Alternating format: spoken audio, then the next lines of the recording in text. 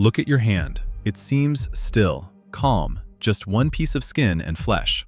2. But beneath this calm surface, there's a whole universe buzzing with motion. Let's start shrinking. Now we're the size of a grain of sand, diving through the tissues. In front of us is the highway of life, the vein. Get ready for the shock. We just pierced through the wall. Welcome to the plasma, a raging river that never stops. And here she is, the hero of our story, the red blood cell. Not just a little ball, but a standing army in the trillions. In every single drop of blood, there are more than 5 million of these soldiers. Let's spotlight just one. Let's discover its secret, a brilliant engineering design. Biconcave to increase surface area. Its surface is super smooth to reduce friction as it shoots by at lightning speed. Careful, that moving fortress is a white blood cell, the security guard around here. Red cells are small, agile, and dedicated to just one mission. And those tiny spikes are platelets, the maintenance crew. But look how they withstand the violent currents. They're as flexible as rubber and as tough as steel. The speed is increasing. The central pump is close. Boom, boom. Every beat pushes this army forward. Sharp turn. We're entering the fine capillaries. It's getting tight. Looks like we're going to get stuck. Watch this. The cell folds itself like a piece of paper. The capillary's diameter is smaller than the cell itself, but it still manages to pass. To know how it does that, we need to get closer. We're standing on the cell membrane, a sea of phospholipids. Beneath our feet, a geometric network of cytoskeletal proteins. This molecular spring is the secret behind its incredible flexibility, but the real magic lies inside. Let's hold our breath and go in. Whoa, it's not empty, it's packed. Millions of hemoglobin molecules are crammed in here. Notice something weird? There's no nucleus, no mastermind. The cell got rid of its nucleus and its stomach to make room for the cargo, a huge sacrifice to carry as much oxygen as possible. This is hemoglobin, a complex molecular machine made of 4 units. At the heart of each unit lies the treasure, an iron atom, the same metal we use to make swords and skyscrapers. It's hungry, waiting for its prey. We're approaching the lungs, the fueling station. The walls here are thin as silk. Air is just microns away. Attack! Oxygen molecules rush in like a raging flood. They cross the membrane and head straight for the iron. The docking moment, magnetism kicks in. Hemoglobin mechanically opens its arms to welcome the guest. Click! Binding complete. A chain reaction. The color shifts from dark to bright red. The cell is now charged with energy and life. Mission accomplished in fractions of a second. Now for the long journey. Caravans of microscopic trucks carrying oxygen to the rest of the body. A strong push from the heart shoots us into the major arteries. Blood flow speed here reaches meters per second. There's no fixed lane, just organized chaos. Impact. Heavy traffic on the way to the muscles. We move away from the center, heading toward the extremities. Final destination, a tired calf muscle. The heat here is high, and the acidity is rising. This is the signal. Hemoglobin senses the muscle's need. Because of the acidity, iron's grip on oxygen weakens, and it lets go. Go, my friend. The muscle needs you now. The glow fades. The cell goes back to its darker color. But the trip isn't over. There's waste to pick up. Carbon dioxide comes in and gets chemically transformed for transport. A tiny chemical factory working with perfect efficiency. Now, the tough return trip through the veins. Look at those gates, valves that stop blood from flowing backward. They open, we pass, then they close tightly. This cycle repeats thousands of times. The cell grows old. Every collision leaves a mark. The cell's lifespan is only 120 days. In the end, the final test awaits in the spleen. If it has lost its flexibility, it won't be able to pass through. And here comes the end, the phagocytic cells. It gets taken apart, but nothing goes to waste. The precious iron is extracted and recycled into new cells. But our cell today is still in its prime. It'll circle around your body 1,500 times today. Lungs, heart, muscles. Lungs, heart, brain.